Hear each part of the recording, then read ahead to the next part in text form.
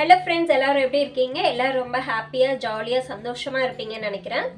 இன்றைக்கி நம்ம என்ன ரெசிபி செய்ய போகிறோம் அப்படின்னு பார்த்தீங்கன்னா அதிரசம் எப்படி செய்யலாம்னு சொல்லிட்டு பார்க்கலாம். அதுக்கு முன்னாடி நீங்கள் இப்போ தான் நம்ம வீடியோ ஃபர்ஸ்ட் டைம் பார்க்குறீங்க அப்படின்னா லைக் பண்ணிக்கோங்க, ஷேர் பண்ணுங்கள், கமெண்ட்ஸ் பண்ணுங்கள், சப்ஸ்கிரைப் பண்ணிக்கோங்க. அப்போ தான் நம்ம போடுற வீடியோ ரெகுலராக உங்களுக்கு வரும். நம்ம சேனலில் நிறைய வீடியோஸ் இருக்குது, நீங்கள் சேனலில் போய் செக் பண்ணி பாருங்கள். பியூட்டி கேர், ஹேர் கேர், நிறைய டிப்ஸு, இந்த மாதிரி கிச்சன் ஆர்கனைசேஷன், இந்த மாதிரி நிறைய வீடியோஸ் நான் உங்கள்கிட்ட ஷேர் பண்ணியிருக்கேன். வீடியோவை ஸ்கிப் பண்ணாமல் பாருங்கள். நம்ம இப்போ எப்படி செய்யலாம்னு சொல்லி பார்க்கலாம். அதிரசம் செய்கிறதுக்கு ஃபஸ்ட்டு நம்ம மாவு ரெடி பண்ணணும். அதுக்கு இந்த மாதிரி ஒரு பாத்திரம் எடுத்துக்கோங்க. அதில் 1 கிலோ அரிசி எடுத்துக்கோங்க. நான் இன்றைக்கி 4 டம்ளர் ரைஸ் எடுத்திருக்கேன். அதாவது 1 கிலோ வரும் எனக்கு. இதில் 4 டம்ளர் போட்டால் எனக்கு 1 கிலோ வரும். பச்சரிசி தான் எடுத்துக்கணும், புழுங்க அரிசியில் வேண்டாம். ஏன்னா பச்சரிசி தான் அதிரசத்துக்கு நல்லா டேஸ்ட்டாக இருக்கும். நல்லா கழுவிடணும். கழுவி நல்லா காய வைக்கணும். இது கொஞ்ச நேரம் ஊறணும். அதுக்கு முன்னாடி ஒரு 1 மணி நேரம் ஊறினாலே போதும். இல்லை உங்களுக்கு ஒரு 1/2 hour ஊறினா கூட போதுமா அப்படின்னாலும் தாராளமாக போதும். நல்லா தண்ணியை வடிகட்டினதுக்கப்புறம் இது போல் ஒரு துணியை விரிச்சுக்கோங்க.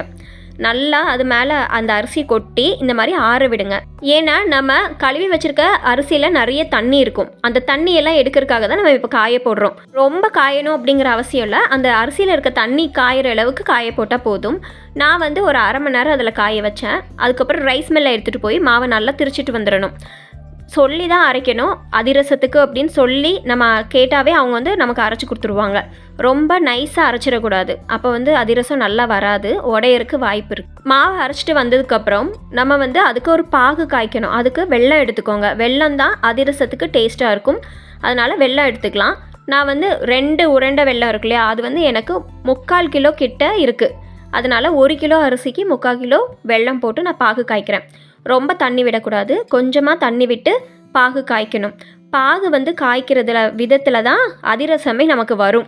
பாகு நம்ம கரெக்டாக பக்குவமாக நம்ம காய்க்கலை அப்படின்னு சொன்னால் அதிரசம் நமக்கு வரவே வராது, உடஞ்சிரும்.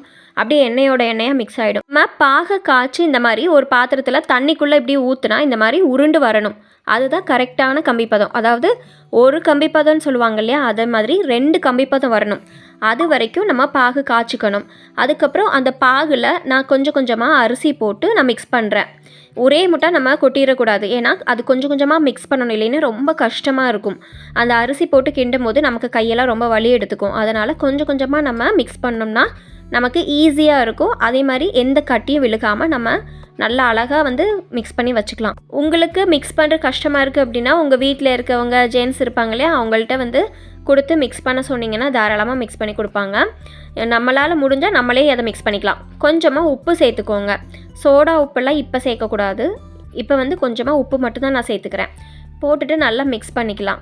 உப்பு எல்லா இடத்துலையும் படுற அளவுக்கு நம்ம மிக்ஸ் பண்ணிவிட்டு ஏலக்காய் ஒரு 10 ஏலக்காவை நான் தட்டி போட்டுக்கிறேன். நீங்கள் வேணும்னா சுக்கு தட்டி போடலாம், இல்லை எள்ளு போடலாம். நானும் எள்ளு போட்டுக்கிறேன். நான் சுக்குக்கு பதிலாக ஏலக்காவும் கருப்பெள்ளும் எடுத்துக்கிறேன். ஸோ பிளாக் செசமி சீடுன்னு சொல்லுவாங்க இல்லையா, அந்த எள்ளு எடுத்துகிட்டு நல்லா போட்டு மிக்ஸ் பண்ணிக்கிறேன். நான் கொஞ்சம் ஜாஸ்தியாகவே எள்ளு போட்டிருக்கேன். எனக்கு அந்த டேஸ்ட் ரொம்ப பிடிக்கும் அப்படிங்கிறதுனால. உங்களுக்கு வேண்டாம் அப்படின்னா நீங்கள் கொஞ்சம் கம்மியாக கூட போட்டுக்கலாம். ஒரு 2-3 ஸ்பூன் கூட போட்டுக்கலாம். இது போல் நல்லா மிக்ஸ் பண்ணி வச்சுட்டு மூடி வச்சிடணும். இது கரெக்டாக ஒரு 3 நாள் நம்ம புளிக்க வைக்கணும். மாவு 3 நாள் வச்சாதான் புளிக்கும். ஒரு நாளில் நீங்கள் செஞ்சாலாம் மாவு வராது, அந்த டேஸ்ட்டும் நமக்கு கிடைக்காது. ஸோ 3 நாள் நான் நல்லா மாவை ஊற வச்சுட்டேன். நல்லா அடிகனமான பாத்திரம் எடுத்துக்கோங்க. மேக்ஸிமம் இரும்பு கடாய் யூஸ் பண்ணுறது ரொம்ப நல்லது. நான் இன்றைக்கி இரும்பு கடாய் தான் எடுத்திருக்கேன். ஃபஸ்ட்டு எண்ணெய் நல்லா சூடு பண்ணிக்கணும். அதுக்கு நான் இன்றைக்கி 3/4 லிட்டர் எண்ணெய் ஊற்றிருக்கேன். நான் எப்படி தட்டி போடுறேன் அப்படிங்கன்னா இந்த மாதிரி ஒரு கவர் எடுத்து கட் பண்ணி வச்சுருக்கிறேன். இலை இருந்தால் நீங்கள் இலையும் கூட யூஸ் பண்ணிக்கலாம். அதே மாதிரி ஒரு பவுலில் கொஞ்சமாக எண்ணெய் வச்சுக்கிறேன். ஏன்னா நம்ம கையில் தொட்டு போடுறதுக்கு நமக்கு வசதியாக இருக்கும்னு பக்கத்துலேயே வச்சுக்கலாம். உங்கள்கிட்ட இலை நீங்கள் கிடைக்குது அப்படின்னா நீங்கள் தாராளமாக இலை வச்சு யூஸ் பண்ணிக்கோங்க.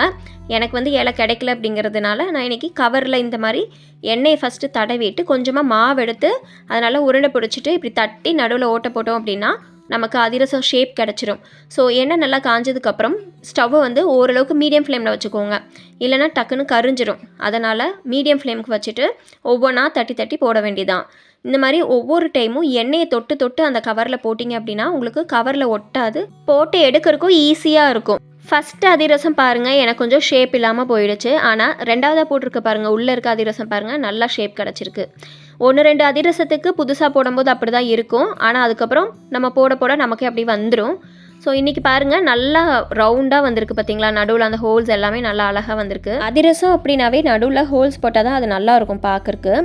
அப்போ தான் வந்து எல்லா இடமும் நல்லா வெந்து வரும். அதுக்காக தான் அந்த மாதிரி நம்ம பண்ணுறது. உங்களுக்கு வேண்டாம் அப்படின்னா சும்மா ரவுண்டாக தட்டி போட்டுங்கூட நீங்கள் எடுத்துக்கலாம். இது போல் நான் ஒன்றா எல்லாத்தையுமே போட்டு எடுத்து வச்சுக்க போகிறேன். உங்ககிட்ட இரும்பு கடாய் இல்லை அப்படின்னா கவலையப்படாதீங்க. அலுமினிய பாத்திரம் நல்லா கொஞ்சம் அடிகனமான பாத்திரமாக இருந்தால் எடுத்துக்கலாம். ஆனால் மேக்ஸிமம் சில்வர் மட்டும் யூஸ் பண்ணாதீங்க. ஏன்னா அந்தளவுக்கு ஹீட்டு தாங்காது சில்வர் கடாய். அதனால் அலுமினியம் அப்படி இல்லைன்னா பெஸ்ட்டு வந்து இரும்பு கடாய் தான். இந்த மாதிரி போட்டு எடுத்துக்கோங்க. இப்போது December, so Christmas, new year எல்லாம் அடுத்தடுத்து பண்டிகை இருக்குது. அதனால் இந்த மாதிரி பலகாரம் செஞ்சு நம்ம வீட்டில் கொடுக்கும்போது எல்லோரும் அசந்து போவாங்க. நம்மளும் நம்மளோட குக்கிங் ஸ்கில்லை கொஞ்சம் டெவலப் பண்ணிக்கலாம். நிறைய பேர் நினச்சிப்பாங்க அதிரசம்லாம் ரொம்ப கஷ்டம் அப்படின்னு. ஆனால் ஒன்றுமே இல்லை. வெறும் அரிசி மாவு நீங்கள் வீட்டில் இருந்தால் கூட இந்த மாதிரி ரெடி பண்ணி வைக்கலாம். இதை ஊற போட்டு நனைச்சி பண்ணுறது வந்து ஒரு முறைப்படி நம்ம கரெக்டாக பண்ணுறது. அப்படி இல்லை அப்படின்னா உங்கள் வீட்டில் அரிசி மாவு இருந்தால் கூட இந்த மாதிரி பாகு காய்ச்சி வச்சு 3 நாள் நீங்கள் வச்சு ரெடி பண்ணி கூட நீங்கள் போடலாம். இன்னொரு மெத்தட் பாருங்கள், கையிலேயே நான் போடுறேன்.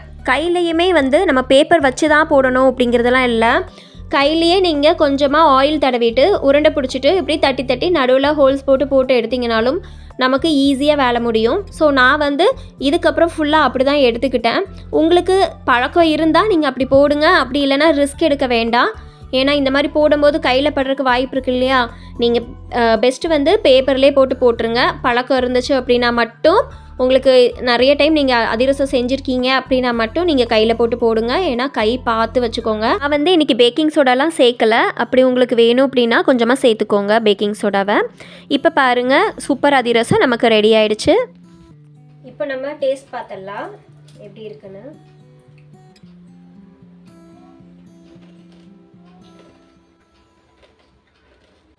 நல்லா டேஸ்ட்டாக இருக்கும்.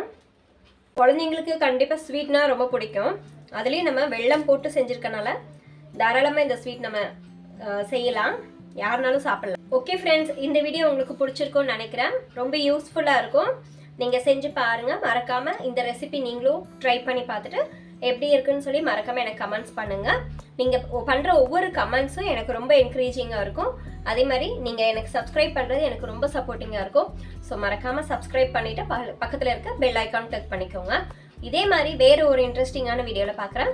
அது வரைக்கும் டேக் கேர், பை.